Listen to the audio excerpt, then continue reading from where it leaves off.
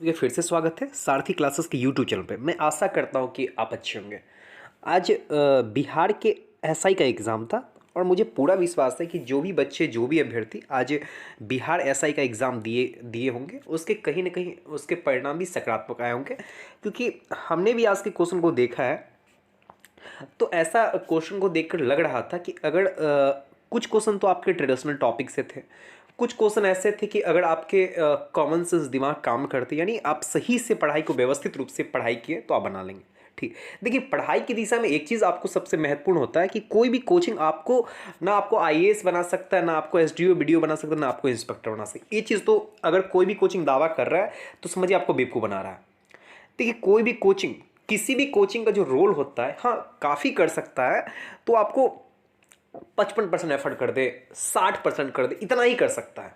इससे ज़्यादा कर भी नहीं सकता है, क्योंकि वे आपके दिमाग को जाकर रख नहीं सकता है, क्योंकि हर कोचिंग की अपनी क्षमता होती है और हर बच्चों की अपनी क्षमता होती है। ठीक, तो कुछ क्वेश्चन ऐसे थे, जैसे आपके कुछ क्वेश्चन थे अर्थशास्त्र से संबंधित थे, यानी उसके परिभाषा से संबंधित थे। कुछ आपके केंद्रीय सतर्कता आयोग से क्वेश्चन था, और उस क्वेश्चन को जब आप देखते हैं तो आपको लगता है ये क्वेश्चन कॉमन सेंस से आप सॉल्व कर सकते हैं, यानी अर्थशास्त्र के परिभाषा के अंतर्गत क्या आते हैं, या आप केंद्रीय सतर्कता आयोग के कार्यों को जब देखते हैं, जब उसके महत्वपूर्ण टॉपिकों को पढ़ेंगे तो उसमें आपको पता चलता है कि उसके क्या क्या कौन कौन से भाग हो सकते हैं। ठीक, तो और भी जैसे क्वेश्चन थे, जैसे आपके सांची स्तूप से क्वेश्चन था। ठीक है, फिर आपके कुछ अभ्यारण्य से कुछ क्वेश्चन आए थे, करंट अफेयर्स के भी क्वेश्चन अच्छे थे। ठीक है, फिर आपके भारत छोड़ो आंदोलन के समय से क्वेश्चन थे। ठीक है, फिर आपके मौलिक कर्तव्य के सूची से भी क्वेश्चन आए थे। यानी कहने का मतलब हुआ कि अगर आप अच्छे से अगर पढ़ाई किए होंगे और विषय वस्तु को आपने सही से समझा होगा, आपने करंट अफेयर्स को भी जोड़ा होगा, तो मुझे पूरा आशा है कि आपको सब इंस्पेक्टर के जो प्रारंभिक परीक्षा का जो रिजल्ट आपके लिए जरूर सकारात्मक लेकर आएगा। तो इस पे हम चर्चा कर चुके हैं, तो आज के पहले क्वेश्चन पे आते हैं और बात करते हैं। लॉर्ड सिन्हा ने 1921 ईस्वी में कहाँ के गवर्नर पद से त्यागपत्र दिया था? Option A Madras, option B Bihar Orissa, option C Punjab, option D Bengal, option E उपरोक्त में से कोई नहीं, उपरोक्त में से एक सही। आपके उत्तर हो जाएंगे बिहार उड़ीसा। अगले क्वेश्चन देखिए, बिहार के प्रमुख समाचार पत्र बिहारी के संपादक कौन थे? Option A Babu Maheshwar Prasad, Babu Ram Prasad, option C Babuji Prasad, option D Babul Gopal Prasad, option E उपरोक्त में से कोई नहीं, उपरोक्त में से एक से अधिक। आपके उत्तर हो जाएंगे बाबू महेश्वर प्रसाद। अगले क्वेश्चन देखते हैं, किस अनुच्छेद के अनुसार भारत के राष्ट्रपति द्वारा राष्ट्रीय आपातकाल की घोषणा की जा सकती है? ऑप्शन ए अनुच्छेद 352, ऑप्शन बी अनुच्छेद 356, ऑप्शन सी अनुच्छेद 371, ऑप्शन डी अनुच्छेद 395, ऑप्शन ई उपरोक्त में से कोई नहीं, उपरोक्त में से एक से अधिक। आपके उत्तर हो जाएंगे अनुच्छेद 352। हाँ, आज सब इंस्पेक्टर का एक क्वेश्चन था कि कौन से अनुच्छेद के माध्यम से राष्ट्रपति अध्यादेश जारी कर सकता है, तो उससे भी क्वेश्चन थे। यानी अनुच्छेद 123, जब आप राष्ट्रपति के शक्तियों का क्रम को पढ़ते हैं तो उसमें आपको समझ आता है। अगले क्वेश्चन देखते हैं, बराक नदी किन राज्यों की एक महत्वपूर्ण नदी? ऑप्शन ए अरुणाचल प्रदेश और असम, ऑप्शन बी मणिपुर और मिजोरम, ऑप्शन सी सिक्किम और Paschim Bengal, option D Assam Nagaland, option E उपरोक्त में से कोई नहीं, उपरोक्त में से एक से अधिक। आपके उत्तर हो जाएंगे ऑप्शन बी यानी मणिपुर और मिजोरम। अगले क्वेश्चन देखते हैं, प्रायद्वीप पठार की सबसे ऊंची चोटी कौन है? Option A Doda Betta, option B Anaimudi, option C Malayagiri, option D Mahendragiri, option E उपरोक्त में से कोई नहीं, उपरोक्त में से एक से। आपके उत्तर हो जाएंगे अनाईमुड़ी। अगले क्वेश्चन देखते हैं, अंडमान निकोबार द्वीप समूह में किस प्रकार के वर्ण पाए जाते हैं? ऑप्शन ए पर्णपाती वन, ऑप्शन बी सदाबहार वन, ऑप्शन सी शंकुधारी वन, ऑप्शन डी कांटेदार वन, ऑप्शन ई उपरोक्त में से कोई नहीं, उपरोक्त में से एक से अधिक। आपके उत्तर हो जाएंगे ऑप्शन बी यानी सदाबहार वन। एक और क्वेश्चन थे आज के बिहार एसआई में, एक क्वेश्चन था आपका अंडमान निकोबार द्वीप समूह से कि भारत का सक्रिय ज्वालामुखी द्वीप कौन है? तो उसका आंसर होगा बैरन आइलैंड या बैरन द्वीप। ठीक, अगले क्वेश्चन देखते हैं, पहली बार स्वराज शब्द का प्रयोग कब किया गया? तो option A 1896, option B 1906, option C 1907, option D 1911, option E उपरोक्त में से कोई नहीं, उपरोक्त में से एक से अधिक। आपके उत्तर हो जाएंगे ऑप्शन बी यानी 1906। अगले क्वेश्चन देखते हैं, सैंधव सभ्यता के प्रमुख स्थल रोपड़ किस नदी किनारे? Option B Ravi, option B Sindhu, option C Madar, option D Sutlej, option E उपरोक्त में से कोई नहीं, उपरोक्त में से एक से अधिक। आपके उत्तर हो जाएंगे ऑप्शन डी यानी सतलज। अगले क्वेश्चन देखते हैं, लंगर व्यवस्था को किस सिख गुरु ने अस्थाई बना दिया? Option A Guru Angad, option B Guru Nanak, option C Guru Arjun Dev, option D Guru Govind Singh, option E उपरोक्त में से कोई नहीं, उपरोक्त में से एक से। आपके उत्तर हो जाएंगे ऑप्शन यानी गुरु अंगद। अगले क्वेश्चन देखते हैं, पुरंदर की संधि कब हुई? Option A 1564, option B 1664, option C 1665, option D 1670, option E उपरोक्त में से कोई नहीं या उपरोक्त में से एक से अधिक। आपके उत्तर हो जाएंगे ऑप्शन सी यानी 1665। हाँ, शिवाजी से क्वेश्चन एक आपके आए हुए थे कि शिवाजी की राजधानी कौन थी, तो आपके आंसर हो जाते रायगढ़। अगले क्वेश्चन देखते हैं।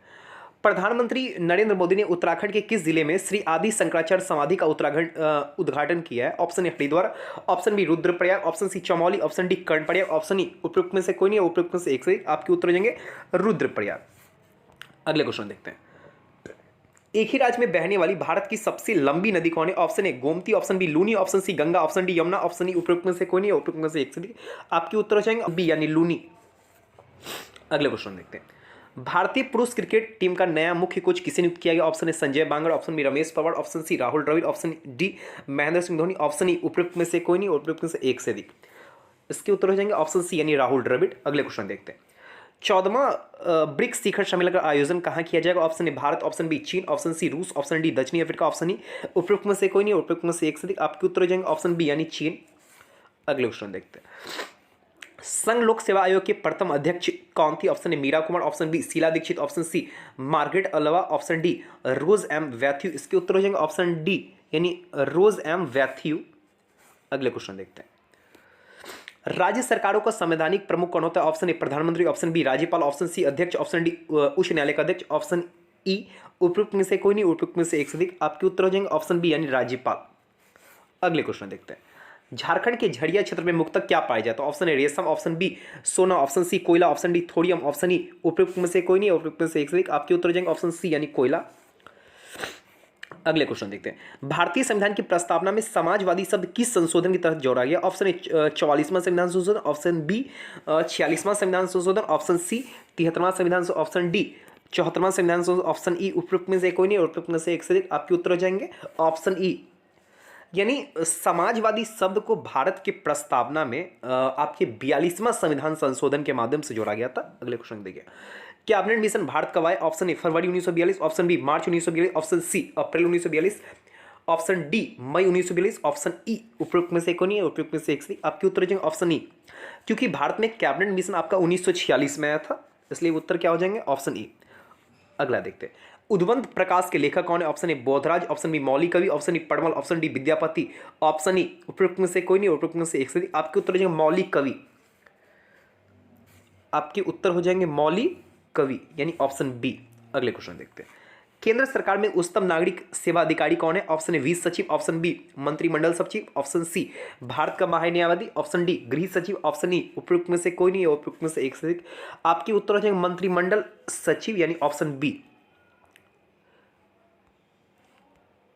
अगले क्वेश्चन देखते हैं।